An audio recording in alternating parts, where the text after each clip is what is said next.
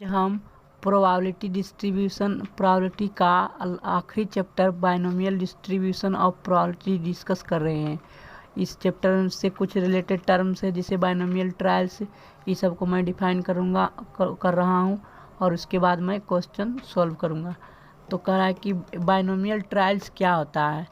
Trials मतलब कि कुछ एक्सपेरिमेंट करना, थ्रो करना जैसे डाइस को। तो trial of random experiment is said to be called binomial try if and only if they satisfy following condition। कि अगर जो हम एक पासा को थ्रो किए हैं तो वो ट्रायल वो बाइनोमियल ट्रायल कहलाएगा। कब कहलाएगा? जब trials should be finite in number, मतलब कि 4 बार थ्रो किया गया हो या 5 बार थ्रो किया गया हो या 6 बार थ्रो किया गया, मतलब काउंट कर सकते हैं, न कि इन्फिनिटी बार थ्रो किया गया, बहुत से बार।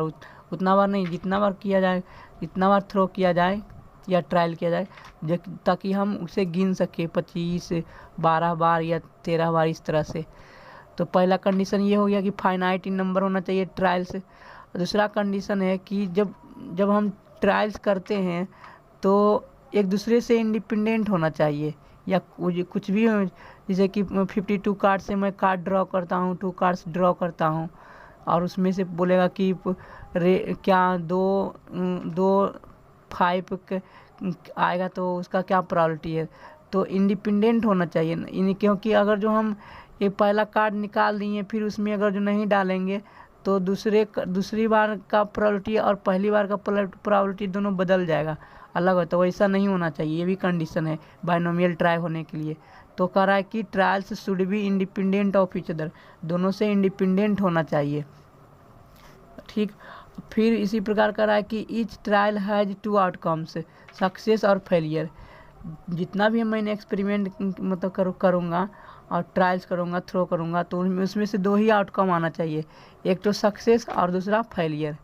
मतलब जो हम चाहते हैं उसे सक्सेस कहेंगे, जो नहीं चाहते वो फेलियर है। 2 ही प्रकार के आउटकम आना चाहिए इस ट्रायल से, तभी वो बाइनोमियल ट्रायल कहलाएगा। और तीसरा क्या है कंडीशन की प्रोबेबिलिटी ऑफ सक्सेस और फेलियर दोनों सेम होना चाहिए हर एक केस में। मैंने बताया था ना कि इंडिपेंडेंट रहेगा तभी क्या होगा कि दोनों सक्सेस और फेलियर का प्रोबेबिलिटी ईच ट्रायल में सेम होगा। तो यही कंडीशन 4 कंडीशन है ट्रायल्स को बाइनोमियल ट्रायल्स होने के लिए। ये कंडीशन हमेशा याद रखना है कि बाइनोमियल ट्रायल्स का क्या कंडीशन है। ऑब्जेक्टिव में क्वेश्चन पूछा भी जा सकता है। अब कह रहा है कि बाइनोमियल डिस्ट्रीब्यूशन, इसका क्या डेफिनेशन है। तो बाइनोमियल डिस्ट्रीब्यूशन का डेफिनेशन है कि अगर कोई रैंडम वेरिएबल x है जो कि which can takes the value 0, 1, 2, 3 up to n तक, is said to be follow binomial distribution if and only if its probability function is given by. मतलब जो प्रोबेबिलिटी फंक्शन है, अगर जो इस तरह से हम लिख सकते हैं, एक्स इक्वल्स टू जो वैल्यू आर है, आर वेरिएबल है, जैसे जैसे आर का वैल्यू चेंज होगा वैसे वैसे रैंडम वेरिएबल एक्स का भी वैल्यू चेंज होगा और उसके कोरस्पॉन्डिंग प्रोबेबिलिटी भी चेंज होगा। तो एक प्रकार का फंक्शन दिया हुआ, प्रोबेबिलिटी का फंक्शन दिया हुआ है, प्रोबेबिलिटी फंक्शन। तो अगर जो इस तरह से हम एक्सप्रेस कर सकते हैं कि NCRP मतलब कि सक्सेस का प्रोबेबिलिटी पावर R की पावर N-R, इस तरह से अगर जो एक्सप्रेस कर सकते हैं। और कंडीशन ये भी है कि P और Q हमेशा ग्रेटर देन 0 रहना चाहिए, ना कि मतलब निगेटिव नहीं रहना चाहिए, 0 से बड़ा होना चाहिए, और दोनों का सम हमेशा 1 के बराबर आना चाहिए। तो इस केस में हम कहते हैं कि जो डिस्ट्रीब्यूशन है वो क्या होगा, प्रोबेबिलिटी डिस्ट्रीब्यूशन होगा। तो हम एक क्वेश्चन लेते हैं और उसके माध्यम से समझते हैं कि बाइनोमियल डिस्ट्रीब्यूशन जो प्रोबेबिलिटी का है वो किस तरह से सोल्व किया जा सकता है और किस तरह से सोल्व किया जाता है। तो हम अगले पेज पर एक क्वेश्चन लेते हैं और उसे सोल्व करते हैं। ये क्वेश्चन बाइनोमियल डिस्ट्रीब्यूशन का है और इस क्वेश्चन में हम सोल्व करेंगे कि किस तरह से बाइनोमियल डिस्ट्रीब्यूशन का क्वेश्चन सोल्व किया जाता है। यहाँ पर क्वेश्चन कर रहा है कि ए डाई इज थ्रोन 6 टाइम्स। तो 6 टाइम्स कर रहा है, तो इससे ही पता चलता है कि मतलब कि नंबर ऑफ टर्म्स कितना होगा, 6 हो जाएगा। तो n का वैल्यू कितना होगा, 6 हो जाएगा। ए ट्रायल क्या हो गया, 6 हो गया। A die is thrown 6 times if the getting an odd number is a success, what is the probability of 5 successes, है ना। तो 5 सक्सेसेस कह रहा है कि 5 सक्सेस होना चाहिए, ये बोल रहा है। तो मान लेते हैं कि एक रैंडम वेरिएबल है, मान लेते हैं कि एक रैंडम वेरिएबल x है जो कि वैल्यू ले सकता है क्या, सक्सेस का, कि मान लेते p is the probability, p is the probability, इसको लेट कर लेते हैं, let p is the probability of getting odd number, probability of getting odd number is success, तो अगर जो ओड नंबर पाएंगे और वो सक्सेस होगा तो फेलियर क्या हो जाएगा, दूसरा हो जाएगा। ओड नंबर को छोड़ करके जो भी आएगा वो क्या होगा, फेलियर में आएगा। तो पहले हम प्रोबेबिलिटी लिख लेते हैं सक्सेस का, तो सक्सेस का प्रोबेबिलिटी क्या हो जाएगा, एक डाई को थ्रो करते हैं और ओड नंबर आता है, तो ओड नंबर क्या क्या है, 1 है, 3 है और 5 है, 3 गो है। तो 3 divided by total number of digit कितना 6 होता है, तो 1/2 क्या हो गया, getting odd number is success का आ गया। सक्सेस का तो फेलियर का क्या आ जाएगा, पी क्या होगा, फेलियर का बताएगा। तो फेलियर का प्रोबेबिलिटी क्या होगा, ऐसे तो 1 टोटल 1 होता है, तो 1 में से घटा देंगे सक्सेस का तो फेलियर आ जाएगा। तो ऐसे भी निकाल सकते, तो क्या हो जाएगा, 1 - 1/2 बराबर 1/2, ये हो गया फेलियर का। ठीक, अब रैंडम वेरिएबल आर जो है, रैंडम वेरिएबल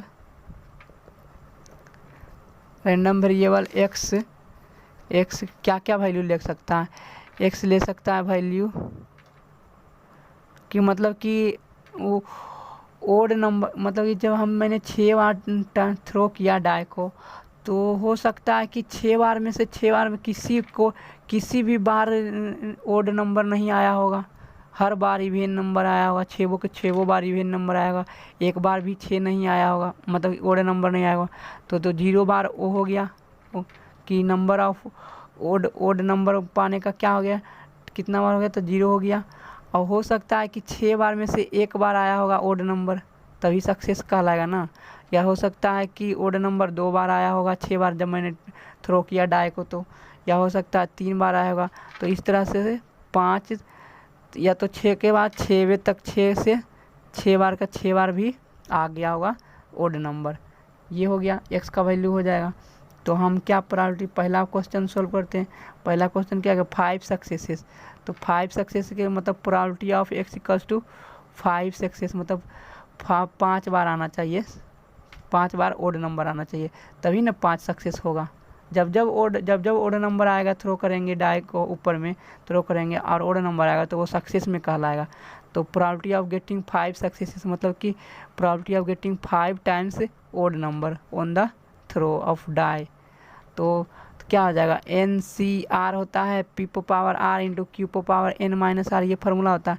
यहाँ R का वैल्यू क्या है, R का वैल्यू 5 है, तो हम पुट कर देते हैं, R का वैल्यू 5 है तो पुट करते हैं, क्या होगा, N का वैल्यू 6 हो गया, R का वैल्यू 5 हो गया। अब P का वैल्यू क्या, P प्रोबेबिलिटी मैंने निकाला अभी, P बराबर 1/2, तो P यहाँ R ना लिखा था, R का वैल्यू 5 हो जाएगा और 1/2 पर पावर 6 में से 5 गया 1 हो जाएगा। तो इसे मैं सोल्व कर लूँगा, 6C5 6 के बराबर होता है, 1/2 पर पावर कितना 5 है तो ये 32 हो जाएगा और 1/2 हो जाएगा। तो जब हम इसे सिंप्लीफाई करेंगे तो 6/64 हो जाएगा। ये आंसर हो गया पहला क्वेश्चन का, मतलब 3/32। ठीक, अब दूसरा क्वेश्चन, इसी का दूसरा क्वेश्चन क्या कर रहा है, एटलीस्ट 5 सक्सेसेस कह रहा है कि प्रोबेबिलिटी ऑफ कम से कम तो 5 गो रहना चाहिए, 5 के बराबर या तो 5 से ज़्यादा, ये कह रहा है।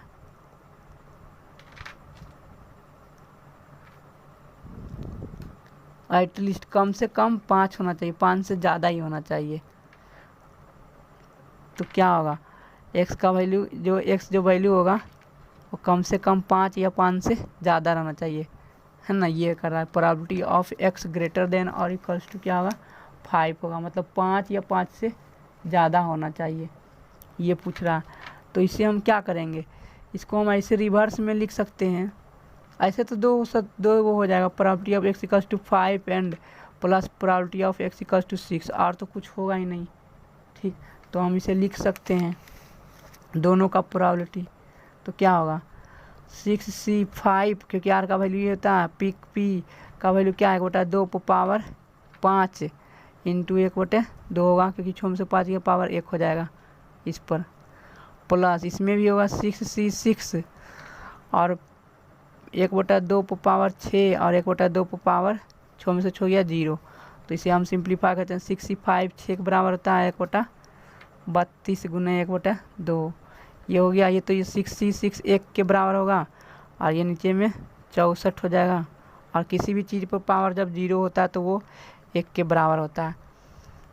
तो सिंप्लीफाई करने पर क्या आएगा 3, ये तो हो जाएगा 6/64 प्लस 1/64 मतलब 7/64 आंसर आ गया दूसरा क्वेश्चन का। अब हम जो तीसरा चौथा पाँचवा क्वेश्चन हम अगले पेज पर सॉल्व करते हैं। इसी क्वेश्चन का ये तीसरा पार्ट है, तो मतलब कि पूछ रहा है कि probability of getting at most 1 success, at most 5 success, probability of getting at most 5 success मतलब अधिक से अधिक 5 होना चाहिए, 5 से ज़्यादा नहीं होना चाहिए। जो x है 5 से ज़्यादा नहीं होना चाहिए, 5 तक होगा तो चलेगा, है ना, 5 से ज़्यादा नहीं होना चाहिए, 5 से कम ही रहना चाहिए, है ना, 5 तक हो जाएगा तो ठीक है, लेकिन 5 से ज़्यादा नहीं होना चाहिए। ये करा है कि probability of getting at most 5 successes, है ना, इसे लिख सकते हैं इंग्लिश में, probability of getting at most 5 successes, ये हो गया। तो इसे हम किस 5 तक जाएगा ना, 1 से 5 होगा, 4 होगा, 3 होगा, 2 होगा, 1 होगा, 0 होगा, इस तरह से होगा। तो उससे बेहतर है कि मैं उतना लंबा लिखने से बेहतर है कि 1 में से घटा देता हूँ, क्योंकि इधर कम है, इधर 5 से ज़्यादा वाला कम ही है ना, 5 तक तो ये कंसीडर कर रहा है, सिर्फ 6 बच गया ना। तो probability of x equal to 6 को अगर जो माइनस कर देंगे तो आ जाएगा probability of x less than और इक्वल टू 5 का। तो हम 6 वाले केस को माइनस कर देते हैं, तो क्या होगा 6c6 p का वैल्यू क्या था 1/2 इंटू 1/2 6 में से 6 गया 0, तो यही आंसर आएगा। 1 में से 6c6 1 के बराबर होता है तो 1/64 हो जाएगा, किसी भी चीज़ पर पावर 0 होता है तो 1 हो जाता है, तो 1 में से 1/64 जाएगा तो क्या होगा 63/64 आंसर हो गया ये तीसरा पार्ट का।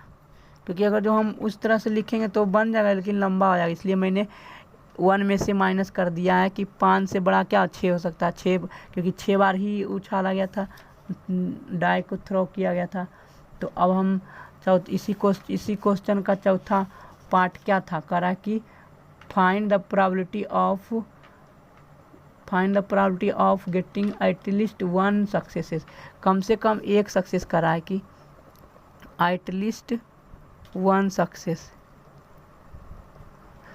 कम से कम एक होना चाहिए, एक से ज़्यादा हो जाएगा तो ठीक है। तो x का वैल्यू क्या है, एक तो रहेगा ही रहेगा, एक से ज़्यादा होगा तो ही चलेगा। तो probability of x greater than और इक्वल्स टू क्या हो जाएगा 1, एक से अधिक होना चाहिए। तो एक होगा, फिर एक से अधिक क्या होगा 2 होगा, 3 होगा, 4 होगा, 5 होगा, 6 होगा, ढेर सारा है। तो उससे बेहतर है कि एक में से घटा देंगे प्रोबेबिलिटी ऑफ x, ये तो एक इसमें इंक्लूड है ना, तो एक को छोड़ो, एक probability of x equals to 0 कर देते हैं, मतलब हमको कोई भी नहीं चाहिए, probability of getting no any odd number मतलब सक्सेस, तो ये भी आंसर आ जाएगा। लेकिन क्योंकि उस तरह से अगर जो हम लिखेंगे तो 6 तक लिखना पड़ेगा, उससे बेहतर है कि एक में से ही माइनस कर दो तो बेहतर होगा। तो 1 minus probability of x equals to 0 का क्या होगा 6c0, 1/2 पावर क्या होगा 0 यहाँ पुट कर देंगे और 1/2 पावर 6, तो क्या होगा आंसर 1 माइनस 6c0 का वैल्यू 1 होता है, 6c0 का वैल्यू 1 होता है और इधर क्या होगा 1/64 हो जाएगा। तो क्या हो जाएगा इसका वैल्यू, इसका भी वैल्यू 63 बटे क्या होगा 64 हो जाएगा, और पाँचवा पार्ट इसी क्वेश्चन का क्या कर रहा है कि probability of getting no successes. तो probability of getting no success मतलब 0, प्रोबेबिलिटी ऑफ जीरो फाइंड करना है। तो 6C 0 फाइंड करना है। तो 1/2 फिर 1/2 6 में से 0 गया तो 6, तो 1/64 आंसर हो गया इस क्वेश्चन का। तो मेरे ख्याल से समझ में आ गया होगा कि किस तरह से बाइनोमियल डिस्ट्रीब्यूशन का क्वेश्चन सॉल्व किया जाता है। ये मेन रूप से वही फार्मूला था। बाइनोमियल डिस्ट्रीब्यूशन का मेन फार्मूला क्या है, यही है। बाइनोमियल डिस्ट्रीब्यूशन का मेन फार्मूला क्या है? मेन फार्मूला यही है, NCR probability of x equals to r बराबर, ये r वेरिएबल है, probability of x equals to r बराबर NCR p पावर r होता है और q पावर n में से r को घटा दो, n माइनस r। लेकिन हाँ, इस बात को ध्यान रखना कि p प्लस q का सम हमेशा 1 के बराबर होता है। इस बात को ध्यान रखना, p प्लस q का वैल्यू क्या होता है, 1 के बराबर होता है। और p और q क्या होना चाहिए, p और q हमेशा ग्रेटर देन 0 होना चाहिए। और r का वैल्यू 0, 1, 2, 3 अप टू n तक जा सकता है। ये फार्मूला है, इस फार्मूला को हमेशा माइंड में रखना, तभी क्वेश्चन सॉल्व होगा। ठीक। और एक ठो मीन का फार्मूला आता है, मीन ऑफ बाइनोमियल डिस्ट्रीब्यूशन। वो था एक पिछला चैप्टर मैंने डिस्कस किया था, उसमें था कि प्रोबेबिलिटी डिस्ट्रीब्यूशन, और यहाँ पर mean of binomial distribution, mean of binomial distribution. तो मीन ऑफ बाइनोमियल डिस्ट्रीब्यूशन का क्या होता है, मीन ऑफ बाइनोमियल डिस्ट्रीब्यूशन का होता है फार्मूला, मीन एक्स बार मतलब क्या होता है, यहाँ पर n से डिनोट करते, NP से डिनोट करते हैं। ठीक है, ये मीन हो गया। एक्स बार मतलब क्या हुआ, मीन। तो मीन का वैल्यू क्या होता है बाइनोमियल डिस्ट्रीब्यूशन में, NP, जहाँ n क्या है नंबर ऑफ ट्रायल्स है और p क्या है probability of success, probability of success, p बराबर probability of success, probability of success ये है। और n क्या है नंबर ऑफ ट्रायल्स, कि कितना बार ट्रायल किया गया है, n बराबर। और वेरिएंस का फार्मूला क्या होता है, वेरिएंस का फार्मूला होता है, वेरिएंस ऑफ कुछ भी एक्स रे है उसका होता है NPQ, NPQ। इस फार्मूले के याद रखो, Q क्या है, फेलियर है, सब probability of getting failure, Q क्या है प्रोबेबिलिटी ऑफ गेटिंग फेलियर। तो यहाँ भी P प्लस Q का वैल्यू क्या होना चाहिए, 1 के बराबर होना चाहिए, सम दोनों का सम 1 के बराबर होना चाहिए। तो हम अगला क्वेश्चन लेते हैं और उसे सॉल्व करते हैं, इसी तरह का क्वेश्चन को अलग अलग वेराइटी का अगले पेज पर। इस क्वेश्चन में कह रहा है find the probability distribution of number of heads when 3 coins are tossed. कह रहा है कि प्रोबेबिलिटी डिस्ट्रीब्यूशन निकालना है किसका, कि नंबर ऑफ हेड्स जब 3 कॉइन को टॉस किया गया। तो यहाँ पर 3 कॉइन्स को टॉस किया गया तो n बराबर क्या होगा, 3 होगा, क्योंकि 3 बार टॉस किया गया है। ठीक, 3 बार टॉस किया गया है। अब हमें निकालना है क्या, नंबर ऑफ हेड्स जो हो जाएगा रैंडम वेरिएबल हो जाएगा। रैंडम वेरिएबल क्या होगा, रैंडम वेरिएबल हो जाएगा, रैंडम वेरिएबल x हो जाएगा number of heads, number of heads getting, ठीक, गेटिंग नंबर ऑफ हेड्स ये हो जाएगा। तो रैंडम वेरिएबल x क्या क्या वैल्यू ले सकता है, मैंने 3 कॉइन्स को टॉस किया है, 3 कॉइन को टॉस किया, तो हो सकता है कि तीनों के तीनों पर हेड आया होगा, या हो सकता है कि या तो हो सकता है कि किसी 2 पर हेड आया होगा, या तो हो सकता है कि एक पर ही हेड आया होगा, या तो हो सकता है कि किसी पर भी हेड नहीं आया होगा। तो ये 3 पॉसिबिलिटी है। तो जो 3 पॉसिबिलिटी है तो ये r का वैल्यू ले रहा है। x रैंडम वेरिएबल था जो कि r वैल्यू लेगा क्या, r बराबर 0 हो सकता है, मतलब कि नंबर ऑफ हेड्स क्या होगा, कोई किसी भी पर नहीं आया होगा तो 0 होगा, या किसी एक पर आएगा, 3 कॉइन में से किसी एक पर हेड आया होगा तो 1 होगा r का वैल्यू। और अगर जो 2 बार आया होगा तो r का वैल्यू 2 होगा, और अगर जो 3 बार आया होगा, तीनों पर तीनों हेड आया होगा तो r का वैल्यू 3 होगा। तो इस प्रकार से r भी हो गया, रैंडम वेरिएबल भी मैंने लिख दिया हूँ। अब जो हेड है वो हेड क्या होगा, हेड सक्सेस हो जाएगा। Getting head is success, getting head on coin is success. तो सक्सेस का प्रोबेबिलिटी क्या होगा, p बराबर 1/2 हो जाएगा। अब हम जानते हैं कि p प्लस q बराबर 1 होता है, तो जब p बराबर 1/2 है तो q बराबर क्या होगा, 1 में से 1/2 को घटा देंगे तो ये भी 1/2 हो जाएगा। ठीक, ये हो गया। अब हमें क्वेश्चन क्या कर रहा है कि फाइंड द प्रोबेबिलिटी डिस्ट्रीब्यूशन। तो प्रोबेबिलिटी डिस्ट्रीब्यूशन निकालने के लिए हमें क्या चाहिए कि जब r का वैल्यू 0 है, मतलब कि नंबर ऑफ हेड्स 0 आया, मतलब किसी पर भी नहीं नंबर ऑफ हेड आया है, तो इस केस में इसकी प्रोबेबिलिटी क्या होगी, इसकी जब एक बार हेड आया है तो उसकी क्या प्रोबेबिलिटी होगी, और जब 2 बार हेड आया है तो उसकी क्या प्रोबेबिलिटी होगी, और जब 3 बार हेड आया है तो उसकी क्या प्रोबेबिलिटी होगी। सारे का प्रोबेबिलिटी हमें अलग अलग से निकालना पड़ेगा, तभी उसे हम कहेंगे कि प्रोबेबिलिटी डिस्ट्रीब्यूशन होगा, और सारे का सम 1 के बराबर होना चाहिए। तो हम प्रोबेबिलिटी डिस्ट्रीब्यूशन निकालते हैं। Probability of x equals to 0, probability of x equals to 0 को कैसे लिखेंगे, n का वैल्यू क्या है 3 है, तो NCR p पावर r की पावर n माइनस r, ये फार्मूला होता है। तो n का वैल्यू क्या है 3C0, p मतलब 1/2 पावर 0 और 1/2 पावर क्या होगा 3, तो कितना होगा इसका वैल्यू 3C0 1 के बराबर रहेगा, तो 1/8 हो गया। ठीक, इसी तरह से हम निकालेंगे probability of x equals to 1, मतलब एक बार हेड पाने की क्या प्रायिकता होगी। तो सिंपली क्या लिखेंगे 3C1 1/2 पावर 1 और 1/2 पावर 2, तो कितना हो जाएगा 3C1 3 के बराबर होता है और 1/8 हो जाएगा 3/8। फिर probability of x equals to 2, तो इसका क्या होगा, इसका होगा 3C2 1/2 पावर 2 और 1/2 पावर 3 में से 2 गया 1, तो इसका भी वैल्यू 3/8 आएगा।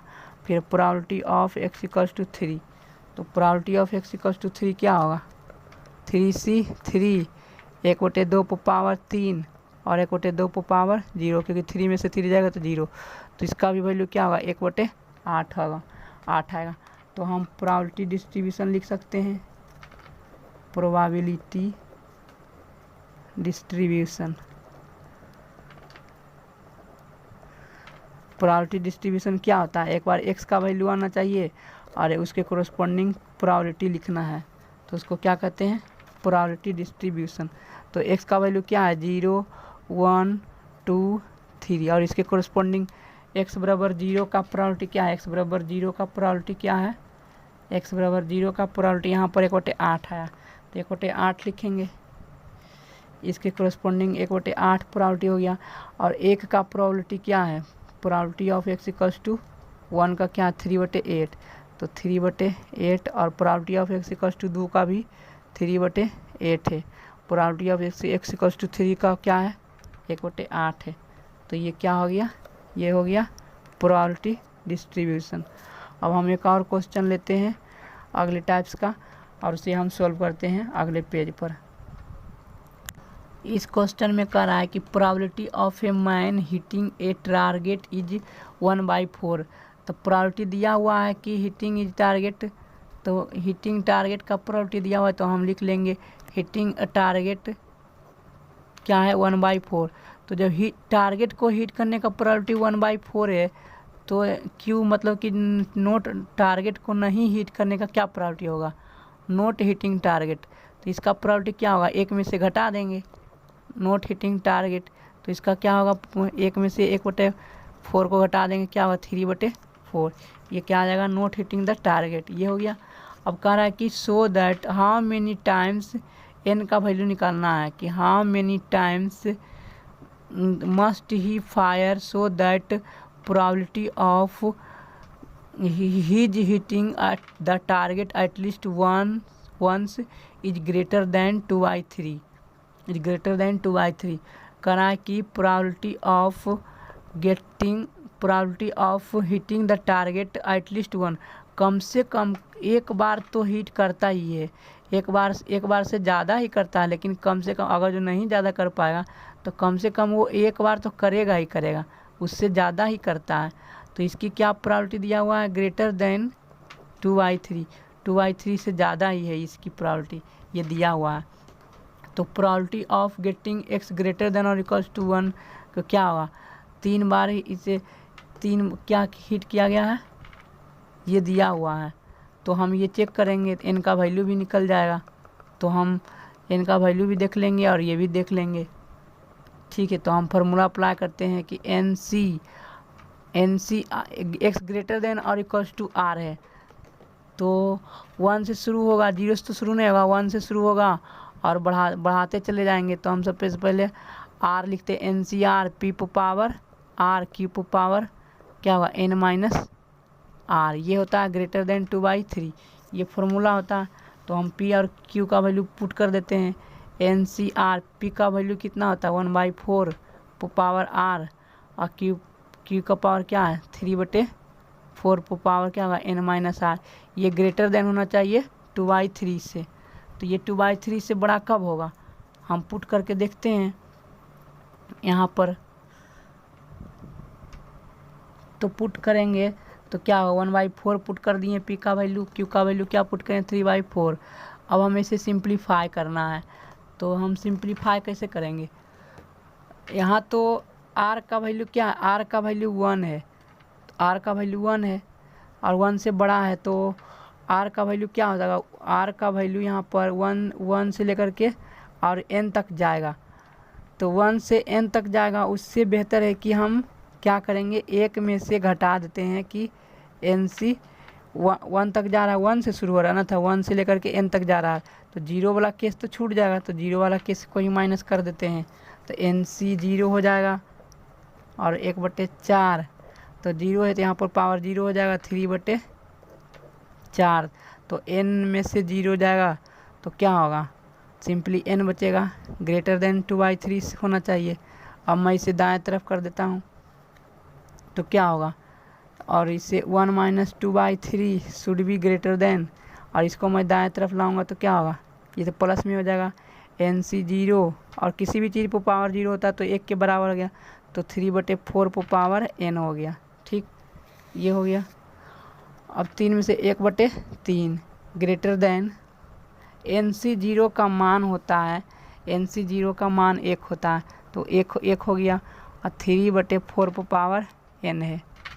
ठीक, अब मैं n का वैल्यू पुट कर करके देखते रहूँगा कि कब तक छोटा रहता है इधर RHS में 1/3 से। तो मैं पुट करता हूँ, जब n का वैल्यू हम 0 पुट करते हैं तो इधर 1 हो जाएगा, 1 होगा जो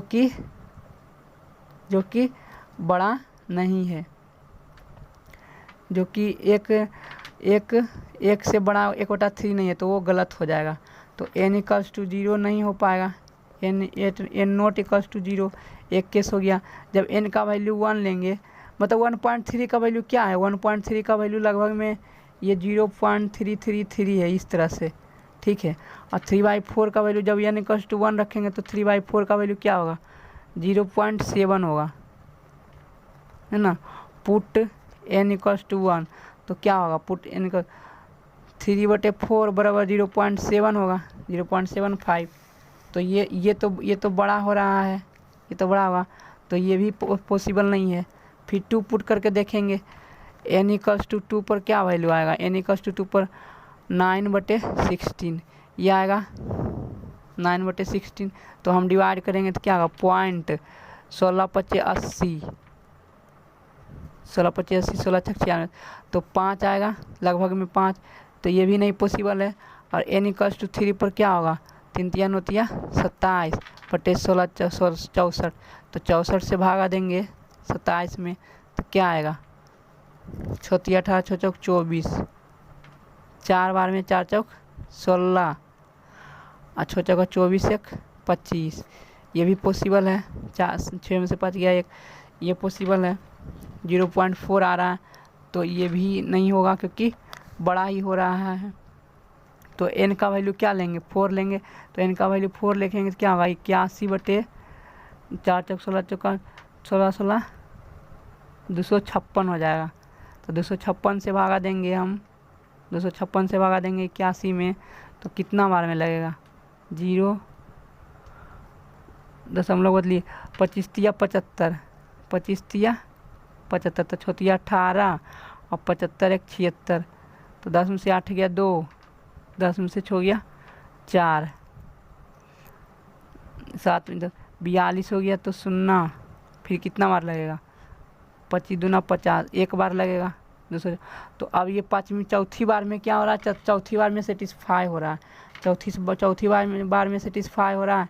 तो n का वैल्यू क्या होगा, n का वैल्यू 4 होगा, n नॉट इक्वल्स टू हो जाएगा, ये जो n नॉट इक्वल्स टू 3 होगा, n नॉट इक्वल्स टू 2 होगा और n नॉट इक्वल्स टू 1 होगा। इस तरह से कैंसिल करते जाएंगे और n का वैल्यू क्या होगा, 4 हो जाएगा।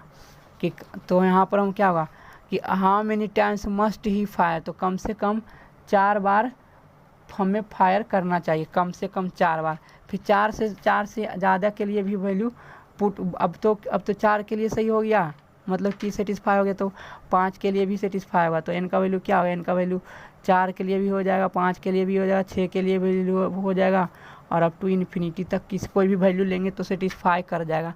कि मतलब कि 1/3 बड़ा होगा और इधर छोटा होगा। तो n का वैल्यू 4 से लेकर के इन्फिनिटी तक हम ले सकते हैं। मतलब क्या कि हम जो टारगेट को हिट करेंगे तो कम से कम 4 बार हिट करेंगे या 5 बार हिट करेंगे या 6 बार हिट करेंगे, इस तरह से। तो यही मेरा आंसर हो गया, n का वैल्यू क्या होना चाहिए, 4 से लेकर के इन्फिनिटी तक, ये आंसर हो गया। ठीक, अब हम एक और क्वेश्चन लेते हैं और उसे सॉल्व करते हैं अगले पेज पर। इस क्वेश्चन में कह रहा है कि prove that mean of binomial distribution is always greater than variance. ये प्रॉपर्टी है और इसे प्रूव करना है। तो इस प्रॉपर्टी को हमेशा याद रखना भी बेहतर होगा, क्योंकि इससे रिलेटेड बढ़ा करके क्वेश्चन पूछ सकता है इसी से रिलेटेड। तो जब तक ये थ्योरी, ये कंसेप्ट क्लियर नहीं रहेगा तो इससे रिलेटेड क्वेश्चन सोल्व करने में प्रॉब्लम हो सकता है। तो इससे एज ए कंसेप्ट याद रखना भी इम्पोर्टेंट होगा। तो कह रहा है कि हमें प्रूव करना है कि mean of binomial distribution is always greater than variance. तो मैं जानता हूँ कि मीन ऑफ बाइनोमियल डिस्ट्रीब्यूशन क्या होता है, मैंने अभी लिखा था मीन ऑफ बाइनोमियल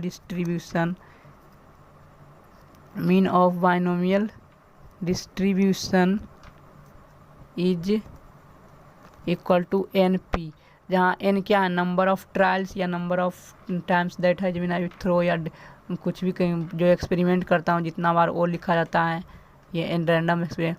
और p क्या है, probability of success, getting success, ये हो गया। तो ये मीन का फार्मूला हो गया। और वेरिएंस का फार्मूला क्या होता है, variance of binomial distribution, variance of binomial distribution equals to होता है NP/Q। Q क्या है, Q एक प्रकार का प्रोबेबिलिटी ऑफ गेटिंग फेलियर, इसमें फेलियर है, Q क्या है, फेलियर है। तो हम जानते हैं कि P + Q का वैल्यू 1 होता है, तो Q का वैल्यू क्या होगा, 1 - P होगा, ये होगा।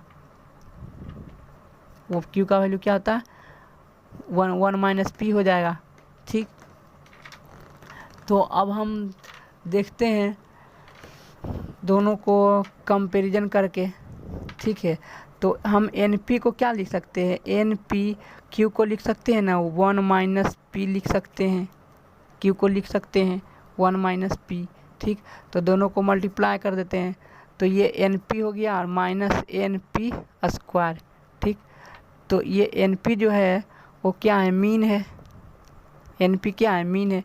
और P तो एक पॉजिटिव क्वांटिटी है, P कोई पॉजिटिव क्वांटिटी है, तो और P का वैल्यू क्या है, P का वैल्यू <1 है, तो उसका स्क्वायर करेंगे तो R भी छोटा हो जाएगा ना, छोटा हो जाएगा।